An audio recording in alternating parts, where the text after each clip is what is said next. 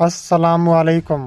नई वीडियो में खुशामदीद। बहुत बड़ी ब्रेकिंग न्यूज़ आपके सामने मैं रखने जा रहा हूं, तो वीडियो को शुरू से लेकर एंड तक पूरा देखें। नाज़रीन ग्रामी, चीन का भारतीय फ़ौजियों पर क्रूज़ मिसाइलों से ताबड़तोड़ हमला। तिब्बत में जंग का मैदान सज गया। भारतीय आर्मी के पुल तबाह बर्बाद हो गए। वीडियो की तफसीलात में आगे बढ़ने से पहले हमारी वीडियो को लाइक कर दें, चैनल को सब्सक्राइब करके बेल आइकन पर ज़रूर क्लिक कर दें। बहुत बड़ी ब्रेकिंग न्यूज़ आपके सामने मैं रखने जा रहा हूं कि भारत और चीन के दरमियान कशीदगी में एक नया मोड़ आ चुका है। ताज़ा तरीन इतलात के मुताबिक चीन ने भारतीय फ़ौजियों पर क्रूज़ मिसाइलों से बड़ा हमला किया है, जिसके नतीजे में भारतीय आर्मी के अहम पुल तबाह हो चुके हैं। तिब्बत के इलाके में दोनों अफवाज के दरमियान जंग का मैदान सज चुका है और ये तनाज़ा एक बड़े जंगी तसादुम में तब्दील होने जा रहा है। इस वीडियो में हम इस अहम वाक़े के पस मंज़र, हालिया वाक़यात और मुमकिन नताइज पर तफसीली बात करेंगे। चीन और भारत के दरमियान ताल्लुकात पहले ही काफ़ी ख़राब थे, लेकिन हालिया हमले ने दोनों मुल्कों के दरमियान कशीदगी को नई बुलंदियों पर पहुँचा दिया। ये हमला न सिर्फ दोनों ममालिक के दरमियान अस्करी तसादुम का आगाज़ हो सकता है, बल्कि इसका असर पूरे खित्ते की सियासत पर भी बढ़ सकता है। इस वीडियो में हम देखेंगे कि चीन ने यह हमला क्यों किया, भारतीय आर्मी पर इसके क्या असरात मुरतब हो सकते हैं। चीन और भारत के दरमियान ताल्लुकात 1962 से ही सख्त तरीन कशीदा रहे हैं। हालिया दिनों में चीन और भारत के दरमियान सरहदी इलाकों में कशीदगी में इजाफा हुआ है। भारतीय फ़ौज की तरफ से चीन के ख़िलाफ़ जारहाना इक़दाम किए जा रहे थे, जिसके बाद चीन ने फ़ैसला कौन इक़दाम उठाते हुए भारतीय फ़ौजियों पर क्रूज़ मिसाइल का हमला किया। ये हमला एक बड़े जंगी तसादुम की शुरुआत हो सकता है। तिब्बत का इलाका दोनों ममालिक के दरमियान सर्दी तनाज़े का एक अहम हिस्सा है। तिब्बत में जंगी साजो सामान का जमा होना दोनों अफवाज की नकलो हरकत इस इलाके को एक बड़ा जंगी महाज बना चुकी है। चीन के लिए तिब्बत की अहमियत की इसकी जगराफियाई और अस्करी अहमियत को ज़ोर देती है, जबकि भारत के लिए इस इलाके में चीन की बढ़ती हुई मौजूदगी एक बड़ा ख़तरा है। चीनी फ़ौज ने अपने जदीद क्रूज़ मिसाइल का इस्तेमाल करते हुए भारतीय फ़ौज पर एक बड़ा हमला किया। यह हमला इंतहाई महारत के साथ किया गया और भारतीय आर्मी के लिए अहम पुल और दीगर इंफ्रास्ट्रक्चर को निशाना बनाया गया। चीनी मिसाइल सिस्टम की सलाहियतों की वजह से यह हमला नहायत कामयाब रहा और भारतीय फ़ौज को भारी नुकसान उठाना पड़ा। हमले के बाद भारतीय फ़ौज को शदीद मुश्किलात का सामना करना पड़ रहा है। पुलों की तबाही के बाद भारतीय फ़ौज की नकल हमल महदूद हो चुकी है। इन्हें अपने फ़ौजी दस्तों और साजो सामान की मुंतकिली में दुश्वारी हो रही है। इसके अलावा भारतीय फ़ौजियों की हलाकतें भी रिपोर्ट हो रही हैं, जिससे भारतीय फ़ौज का मोराल कम हो चुका है। चीन ने यह हमला नहायत मुनज़्ज़म और जदीद तकनीक के साथ किया। चीनी फ़ौज ने पहले भारतीय फ़ौज की पोजीशन की दुरुस्त निशानदही की और फिर क्रूज़ मिसाइलों की बारिश कर दी गई और ऐसा ताबड़तोड़ और शदीद हमला किया है कि आने नस्लें भी याद रखेंगी। चीन की जदीद फ़ौजी टेक्नोलॉजी और जासूसी निज़ाम ने इस हमले को कामयाब करने में अहम किरदार अदा किया।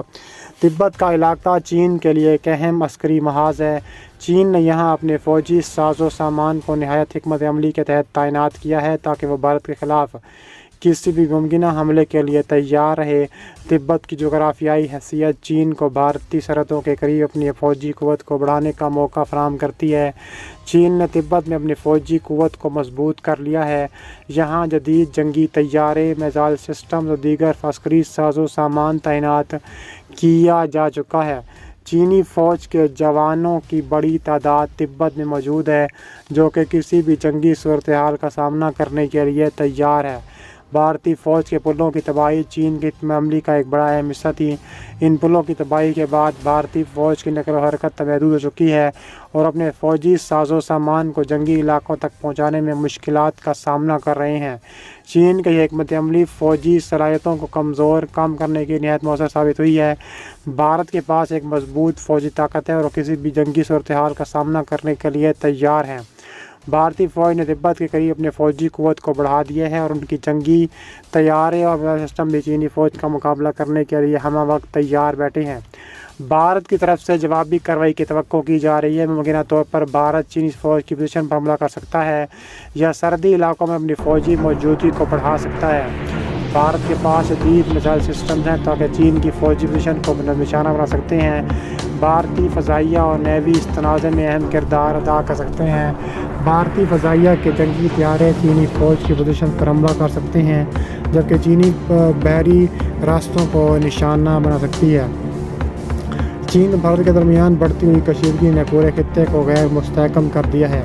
دونوں ممالک کے درمیان جنگ کا خطرہ نہ صرف جنوبی ایشیا بلکہ پورے ایشیائی خطے کے لیے ایک بڑا چیلنج بن چکا ہے۔ اس تنازع میں دیگر ممالک بھی شامل ہو سکتے ہیں۔ امریکہ اور روس دونوں اس خطے میں اپنے مفادات رکھتے ہیں۔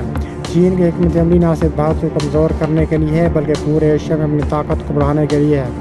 چین کی بڑھتی ہوئی عسکری قوت خطے میں ایک نئی طاقت کی شکل اختیار کر رہی ہے، جس کا اثر عالمی سطح پر پڑے گا۔ اس کے علاوہ کہا جا رہا ہے کہ منہ توڑ جواب دینے کا فیصلہ ہو چکا ہے۔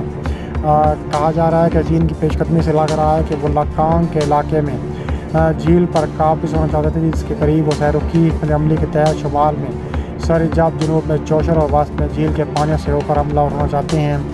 یہ وہ مرکزی مقام ہے جہاں سے چینی افواج پوری چپ چاپ وادی، مشرق میں اقصائی چین، شمال میں شیوک وادی تک بھارت کی رسائی منقطع کرنا چاہتی ہیں، جس کے نتیجے میں بھارتی کنٹرول شیوک دریا کے مغرب اور سندھ دریا کے جنوب تک محدود ہو کر رہ جائے گا، اور یوں بھارت ان دونوں فطری دریاؤں کو بھی اپنے آڑے میں لے گیا۔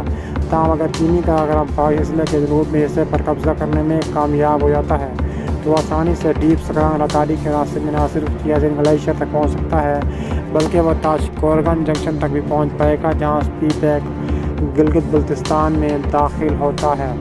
اس کے علاوہ بھارت کے لیے تباہ کن ثابت ہو سکتا ہے، کیونکہ اس کے نتیجے میں نہ صرف دفاعی طور پر اہم نوبرا وادی غیر محفوظ بن جائے گی بلکہ ممکنہ طور پر اس کے نتیجے میں سیاچن پر بھارت کی گرفت بھی کمزور پڑ سکتی ہے اور پوری وادی سندھ بھی خطرے میں پڑ سکتی ہے۔ اس کے علاوہ موجودہ چینی چڑھائی کی سیاسی وجوہات بھی ہیں۔ بیشتر غیر جانبدار مبصرین کا اس بات پر اتفاق ہے کہ جنوبی ایشیا کے بارے میں چین کے تصورات میں تبدیلی کے لیے اگرچہ کئی عوامل کار فرما ہیں، لیکن ان میں سب سے اہم حکومت ہند کا وہ یک طرفہ فیصلہ ہے جو اس نے جموں و کشمیر اور لداخ کی آئینی سے تبدیل کرنے کے لیے گزشتہ 2019 میں اٹھایا تھا۔ اس کے علاوہ کہا جا رہا ہے کہ جب آپ کسی خطے کو اپنا ٹو ٹنگ کہتے ہیں تو اس کے بعد مزید مذاکرات کی کوئی گنجائش باقی نہیں رہتی۔ اس یک طرفہ فیصلے کی وجہ سے سابق معاہدے بھی ختم ہو گئے ہیں اور پھر بات اسی پرانی روایت پر آ گئی ہے جس کی لاٹھی اس کی بھینس چین طاقتور ثابت ہو چکا ہے اور قبضہ بھی کر چکا ہے۔ ان کا مزید کہنا تھا کہ چین واپس آنے والا نہیں ہے، کیونکہ اس نے انڈیا کی سیاسی غلطی کی وجہ سے نہ صرف اپنے دفاعی مفادات کو نقصان پہنچایا ہے بلکہ ساتھ ہی اس سے حساس علاقے میں بھارت کو ذاتی طور پر کافی حد تک کمزور بھی کر دیا ہے۔ بھارت کے سرکردہ دفاعی تجزیہ نگار کے مطابق وہ کہتے ہیں کہ جموں و کشمیر کی سائنسی تبدیلی کے بعد چینی قیادت اب یہ سوچ رہی ہے کہ بھارت پر کس طرح پابندیاں لگائی جائے۔